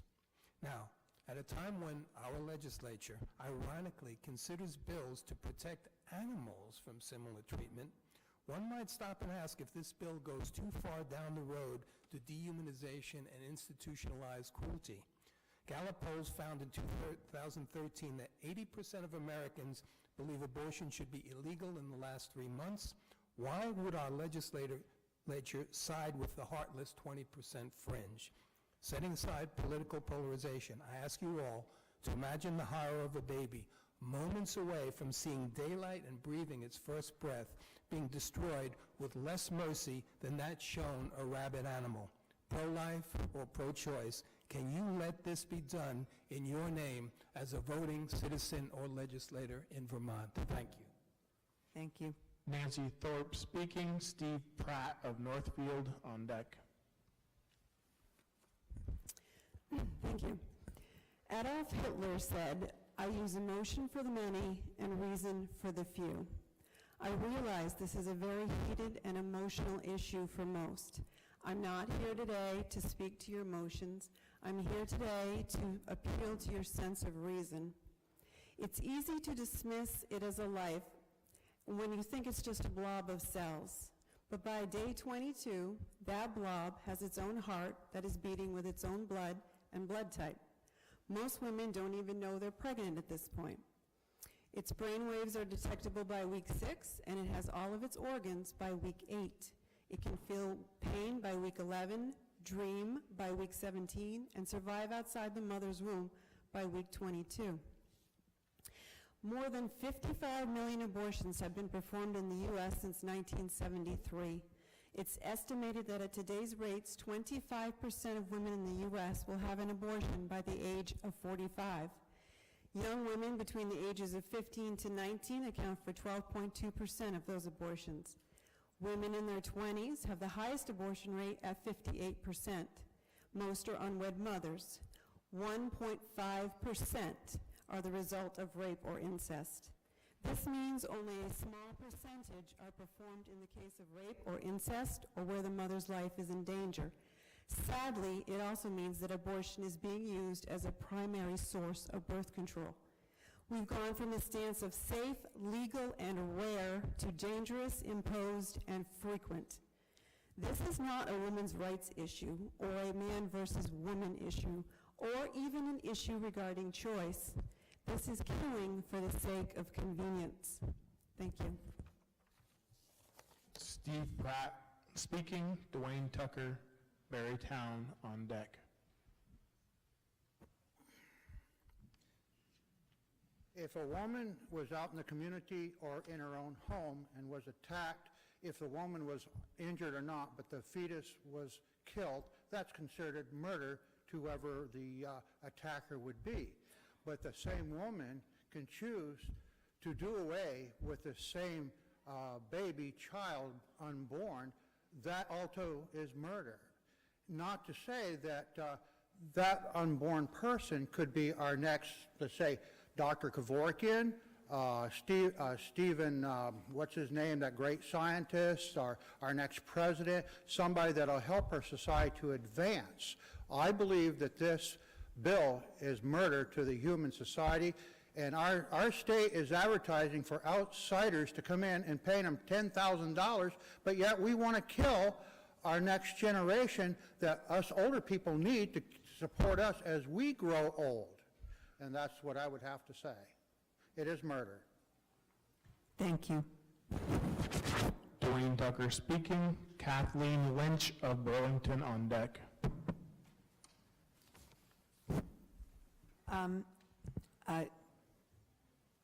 Excuse me for a moment. Dwayne, you signed up for the pro side of the bill, and you have an anti-sticker. So I'm going to put a stop for a second. Jennifer Holt, are you here? Are you speaking in support of pro? Okay, I was checking to make sure. Kara Boucher, are you a pro? Okay. You may go ahead, but I want you to know that 2 of you signed up and identified as supporting the bill, and we are trying to do this in a fair way, and you identified yourselves in a different position. So I certainly don't support the bill. Okay, go ahead. Good evening, everyone. My name is Dwayne Tucker. I sit here before you on behalf of myself and the people of Washington County. Vermont representatives have once again proven its lack of capacity, concern, and compassion for the young adults in our state. Vermont has again shown us how easily our leaders are able to open a severely infectious wound, allowing it to poison the moral fiber of the youth in our state.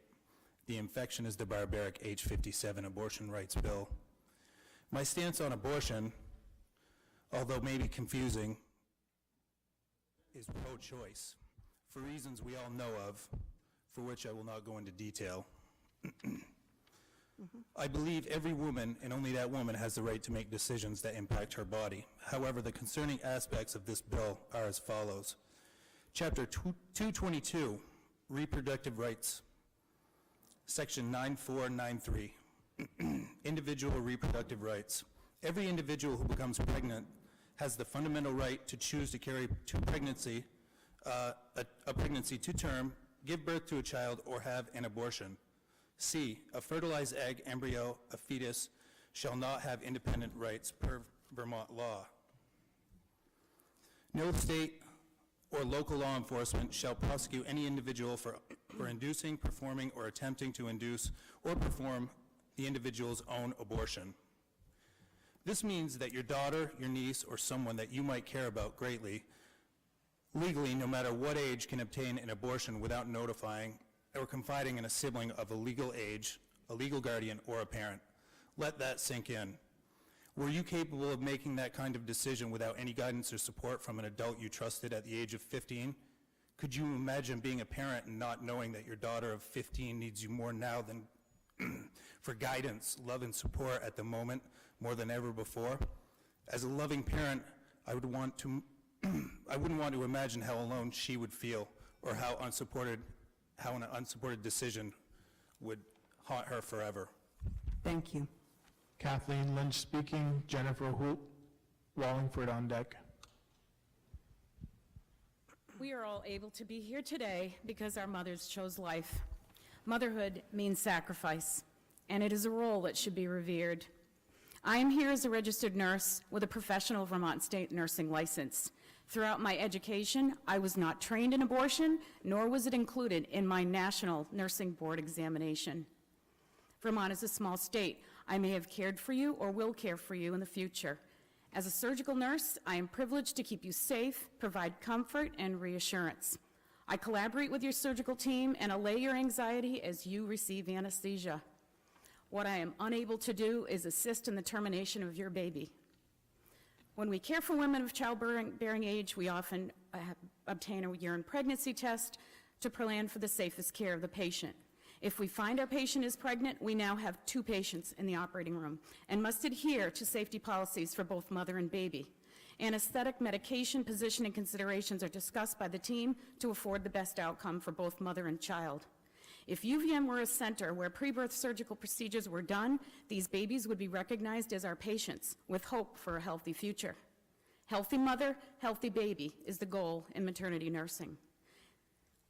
The mandate of elective abortion in the past year has proven far more challenging than the strike we endured this summer. It has created an emotional fracture among my staff and a challenge for managers who must make appropriate assignments for the many surgical specialties. By adding this moral dilemma, abortion causes strain on the daily schedule, from pre-op to the operating room to recovery room staff. These cases do not happen at Planned Parenthood. They happen in my workplace. In one instance, as a young, new OR nurse, I was told my next case would be an incomplete abortion from Planned Parenthood on Mansfield Avenue. I had no preparation and was not ready to observe the surgeon searching for body parts on my sterile field. I vowed I would speak my conscience since that day and have been inadvertently assigned to termination since that time. Kathleen, could you please wrap up?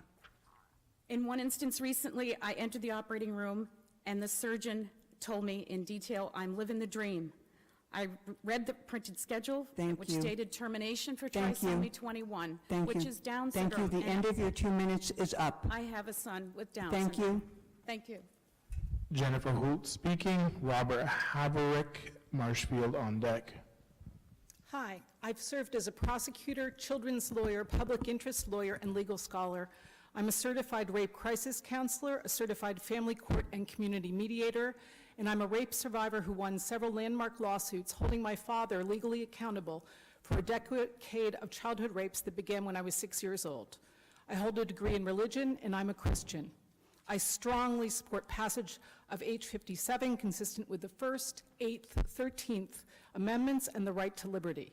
The right to liberty and the 13th Amendment arise from our inalienable right to use our bodies as we choose, including our right to reproductive choice. The 8th Amendment prohibits the cruel and unusual punishment of government-compelled reproductive enslavement. Without these rights, women are slaves. The choice to abort a fetus is an exercise of faith. The First Amendment protects my belief that ensoulment of the fetus does not happen at conception. That Jeremiah 1:5 refers to God's relationships with our souls, not to our corporeal bodies. My God does not waste souls by discarding those that might have found homes in miscarried or aborted feces. He is not a slaver. He grants free will and reproductive choice. I believe abortion should be safe, legal, and rare. I never had an abortion, but I support the women who have, including my mother, who had an abortion before Roe v. Wade. I see nothing inconsistent in the goals of prohibiting slavery and reducing unwanted pregnancies. Biologically, fetuses are potential human life, as are blood, livers, and kidneys. Our laws have never granted rights to potential life. They incrementally grant rights beginning at birth and culminating at adulthood. Please pass H 57 now to protect women from the abhorrent evil of slavery, and then pass legislation to reduce unwanted pregnancies so that fewer women will be forced to make this choice. Godspeed. Thank you. Robert Havrick speaking. Cal Krishna Burlington on deck. Thank you. Satan's pawns are carrying out his evil agenda, and he calls it choice. H57, or Horrible 57, is an abortion murder bill. This bill puts no restrictions on any abortions. Horrible 57 allows premeditated murder of the innocent. There's another bill that makes it illegal to sell animal parts. What about the unborn children? They are not animals, they're human beings. And if aborted, they would never giggle, have their first day of school, play in the playground, or make their first crayon drawing to proudly display on the refrigerator. They would never say mama for the first time. There are many folks who are more than willing to adopt and give these children the life they deserve. The aborted child might be the one who cures childhood cancer, Alzheimer's, or some other dreadful disease. What about all those people I see holding the signs of Black Lives Matter? Do you really believe Black Lives Matter? If you believe in this horrible abortion bill, you're hypocrites. Bottom line is, an abortion stops a bleeding, a beating heart. The satanic pawn governor of New York lit up the New York skyline with pink lights to show the wonderful evil that he signed into law, and as the other evil pawns clapped and cheered.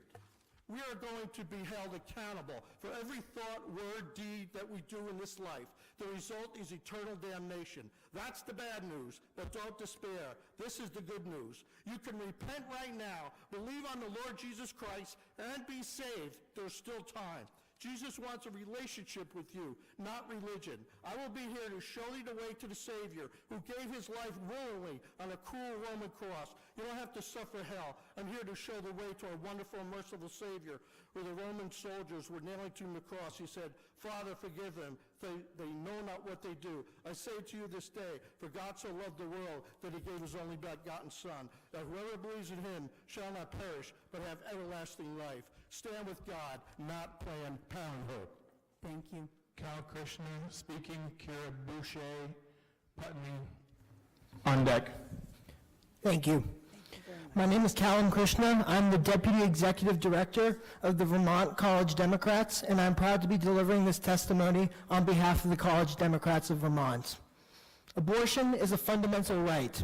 The right to choose whether or not to terminate a pregnancy is an individual decision between a doctor and a patient.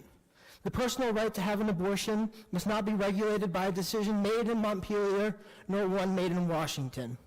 Now more than ever, the right to safe abortions is under attack. With a more anti-choice Supreme Court bench than ever before, it is up to you to establish safeguards for this fundamental right to choose. And this conversation isn't happening just here in Montpelier. It's happening on university and college campuses, in doctors' waiting rooms, and state houses across the country. Vermont House of Representatives, your counterparts in New York had this as their first priority before passing legislation on infrastructure, on education, or on commerce. They established this right, this fundamental right, because they recognize the sheer gravity of this issue. It's easy to talk about this legislation in the abstract while in this room. It's easy to think about this as a national movement that Vermont must take part of while in this room.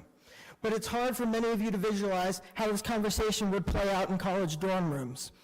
Students on Vermont's campuses are scared that they are going to lose their essential protection of choice. They are worried that they may have to deprioritize their education or sacrifice years of their life to properly raise a child. Without federal checks, protections, or this legislation, an accidental pregnancy would reshape a student's entire life all within the blink of an eye. The right to an abortion protects them against being forced to do one of life's most important decisions and gives young people freedom to decide their own future. Today, the College Democrats of Vermont urges you to pass this legislation as it protects not only the consent, safety, and choice, but it sends a message to young people across Vermont that they represent them. Thank you. Thank you. Carrie Boucher on speaking. Nathaniel Helms, South Burlington on deck. According to the National Sexual Violence Research Center, 1 in 5 women will be raped during her life. Although there are countless reasons why a woman may choose to have an abortion, I am strongly opposed to the notion that a rape victim should be forced to carry the child of her attacker. Although this may seem an extreme example, it is reality for many women and cannot go unacknowledged. Regardless of circumstance, each woman should have the right to decide what happens to her own body without question or fear of judgment. A fetus is entirely dependent on its mother, a massive commitment and responsibility both physically and emotionally that not everyone is prepared to take on. Arguments posed about the rights of the unborn fetus, the so-called voiceless, should not silence the pleading voice of a living, participating woman in society who is unwanting of her pregnancy. Abortion will exist whether or not it is safe and legal, and no woman should feel the need to end her own pregnancy while in turn risking her life. But this has and will always happen. If we do not have jurisdiction over our own physical bodies, we have nothing. Conversation is not enough when it comes to moving forward with female rights and empowerment. Let the passing of Bill H-57 in Vermont be an example. Thank you. Nathaniel Helms speaking. Scarlett Moore, Burlington on deck. Hi, dear Vermont legislators. I'm a surgeon at the University of Vermont Medical Center, and I'm very concerned about this proposed Bill H-57. The Vermont Medical Society has voiced support for this legislation, but as a member of this society, my voice and that of many other medical professionals in our state are not being heard. This legislation places no value on human life in utero and denies science and reason by denying any rights to individual human lives that exist prior to physical birth. Recently, I had an opportunity to discuss H-57 with my local representative, who is the primary sponsor of the bill. She feels the bill is necessary to codify what is already allowed in Vermont. My representative does not seem concerned about possible negative effects of the legislation and is confident that individual institutions and healthcare providers will practice in a responsible manner without government interference. I do not share her confidence in this assumption. In January 2018, it was reported in the media that the UVM Medical Center Board of Trustees removed a 40-year restriction on most non-medically necessary abortions. The change in policy occurred early in the fall of 2017, and completely elective abortions began soon after, in 2017. There was no notification of the change in policy to most of the hospital staff until months later in 2018. After the media report, staff, including myself, asked hospital leadership how the change in policy was being managed and what new policies were put in place since the policy change. Much to my surprise, there was no formal written policy on abortion at UVM that could be provided to me by any of the senior leaders. I met with leaders including the Chief Operations Officer of the hospital, the President of the UVM Medical Group, the Hospital Chief of Staff, the Chief Medical Officer, and the Chair of Obstetrics and Gynecology.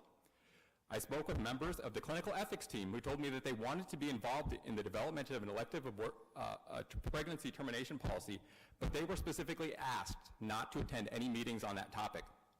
Recently, I met with the new head of clinical ethics. There is an ongoing effort to write a policy on elective pregnancy termination. Despite some efforts to involve ethics in these cases going forward, it is not clear that any ethics committee recommendations will result in more than a suggestion to the physicians. And I might add, Nathaniel, could you?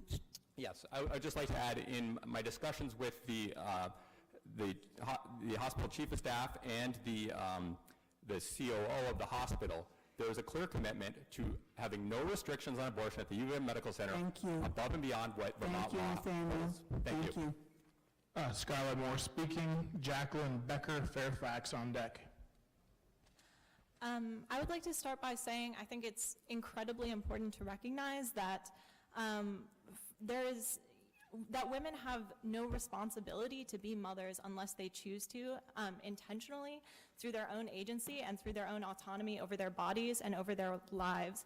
And I feel incredibly strongly that legislation like H-57, which codifies these rights of women, are incredibly important, not only for the social and economic equity of cisgender women, but also of queer women, of transgender and non-binary people, and that I think, as a student, as a young person, I'm very lucky to live in the state of Vermont, and I hope that legislation like this both will be passed and will serve to set precedents for the rights of people in other states who need to access reproductive health care, including abortion. I wasn't sure if I was going to speak today, but I think it's really important that more young people do.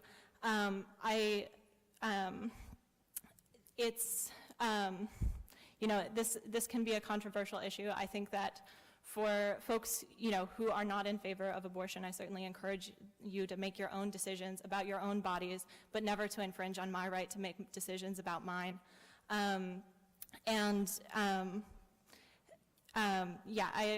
will stop there, but just I really encourage legislators of Vermont to pass this bill and to stand behind women and queer people in their struggle for equity and equality in this country and around the world. Thank you. Jacqueline Becker speaking. Kate Bailey, South Burlington, on deck. Good afternoon, good evening. I'm Jackie Becker of Fairfax. Thank you for giving me the chance to speak today. Can you hear me okay? Could you get a little closer, please? Oh, I guess not. Okay. I was born just a few years before Roe v. Wade, the U.S. Supreme Court decision that made abortion legal throughout all 9 months of pregnancy. I was born to teenage parents who were only 16 years old when I was conceived. My birth mother was very traumatized, especially since my conception was not consensual. Yes, she was attacked. At the age of 2 months, I was adopted by my wonderful parents through New Hampshire Catholic Charities. My brother, who also was adopted, and I are very grateful to God that we were given the gift of life. I thank God that abortion was not a legal option when my brother and I were conceived. My birth mother, whom I did meet later in life, did tell me that she did not want to break the law.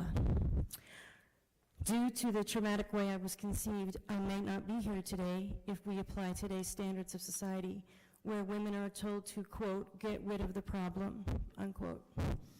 My birth mother, her mother, and my adoptive parents, mom and dad, are heroes for choosing life for me.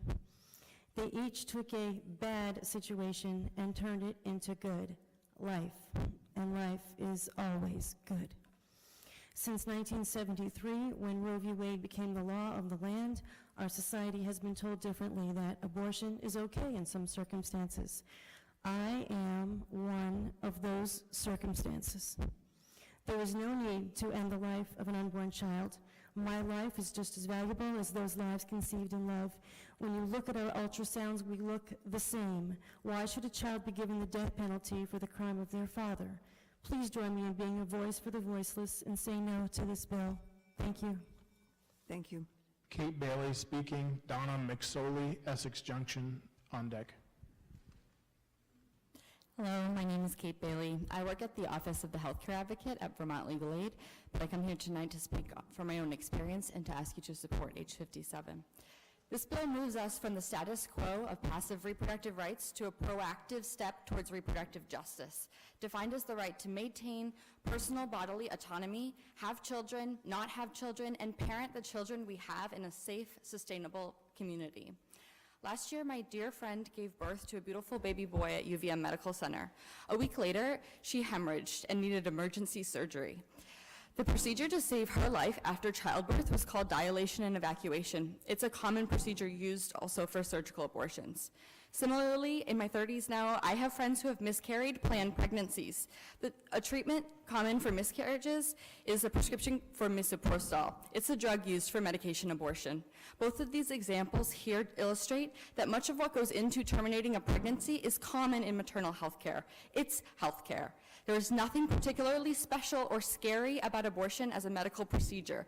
What is scary and harmful is the stigmatized rhetoric and regulations that make abortion expensive, inaccessible, and at worst criminal for folks seeking this care. H57 adds important protections to statute which already acknowledges the consequences of state-sanctioned reproductive injustices of our past. We have a dark history in Vermont of eugenics. Many members of our Indigenous Abenaki community, immigrants of French-Canadian descent, and disabled people were forcibly sterilized well into the 20th century. It is no more right to forced pregnancy than to forced sterilization. Now, let's not wait to respond retroactively to injustices again. Now, it is true that there still may be plenty of women who will be able to access abortion if H57 does not pass. The real truth is that those folks with access will be whiter, they'll be cisgender, wealthier, have more education, and live closer to hospitals. They will have more privilege. I'm almost done. In my day job as a healthcare advocate, I hear from Vermonters who struggle with access to healthcare across the state. Thank you. There are already too many barriers for Vermonters who are rural, poor, people of color, people with disabilities, your 2 minutes are up. trans or queer. Kate, your 2 minutes are up. I'm sorry. You need to get up out of your seat. We would like the responsibility to ensure folks have access to abortion as it. anything else. Thank you.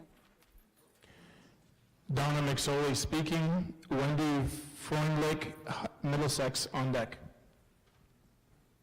Thank you for letting me speak here. I can't hear you. Thank you for letting me speak here. I oppose the bill H57 because abortion is the direct, intentional killing of an unborn human.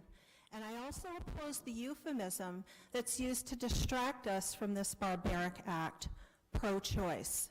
The term pro-choice is a renaming strategy used to confuse people and to shift away from the real issue. It's a tried and true fallacy typically used to shut down debate. The debate is this: are the unborn human? If it's growing, isn't it alive? If it has human parents, isn't it human? All humans are valuable, aren't they? To discriminate over a human being's size, developmental growth, or their dependency on another should never be allowed in our country. In fact, it's actually our duty to protect and defend the defenseless. The pro-choice ideology uses similar arguments used in past history that has allowed for the oppression of a group of people. These same ideals have allowed government to legalize the persecution of the Native Americans, the slavery of African people, the genocide of the Jewish and Ukrainian Holocausts, and the child sacrifices of the Aztecs. These crimes were carried out by educated people who were swept away by popular culture into thinking that these groups of people were somehow less human. H57 would put us on the wrong side of history because it justifies infanticide. This choice that you want to give an individual woman actually affects all of us as a nation and corrupts our principles. Thank you. Thank you very much. And our last speaker will be Wendy Freundlich. Thank you so much for your patience and willingness to listen to all of us this evening. It's been a real education for me, and I appreciate it. I believe that all children should be wanted. I am here for my 15-year-old daughter, her friends, all women, older women, all colors, all shapes, all sizes, to be able to have the choice to take care of themselves and do what they choose to do for their health and their bodies. I'm an older mom. I'm 49, and I had my first child at 40 and my second at 43. It's the hardest job that I've ever had. I love it, but it's difficult. And these are children that I wanted and want and love with all my heart and my soul. When I was in my 20s, I was in a loving relationship with my partner, and I had failed birth control and had 2 abortions at that time in my 20s. I wasn't ready. I wasn't ready emotionally. I wasn't ready career-wise or educationally. I would not have been a good mom. I've been told that I'm a great mom now. I feel that myself because I chose to have my kids late in life when I had gotten all my yayas out, and maybe I'm a tiny bit wiser than I was in my 20s.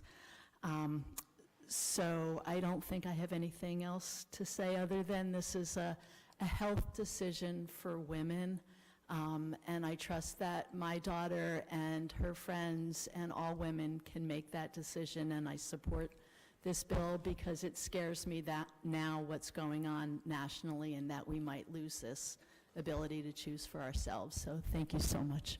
Thank you very much. We have heard from 28 people who are for. We have heard from 28 people who were for and 28 people who were against.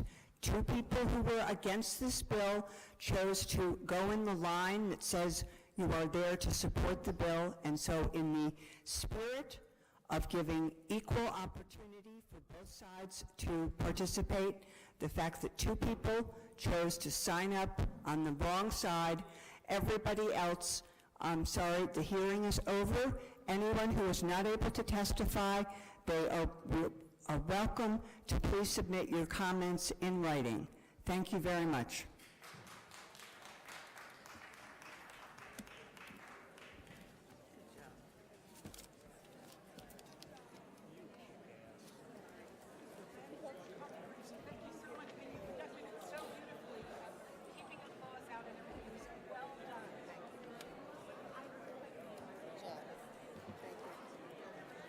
Excuse me, I'm a reporter with True North Reports, and I'm wondering if you got a list of names of the speakers. I don't know. Yeah, I mean, I'm sure it's all public. I couldn't find it. It will be released. Someone in the audience now. Can we, You can talk to the chair. He probably knows best. I was John Welch from 7 Days. Right. There's the list around here. She has a list. One of these days, we can get some of the presentations. I've been trying to not show any of my coach is trying to make me look. I'm not a young one, but well, you're younger than me. You're younger than most of the people in the building. Yeah. Well, that's the hard part because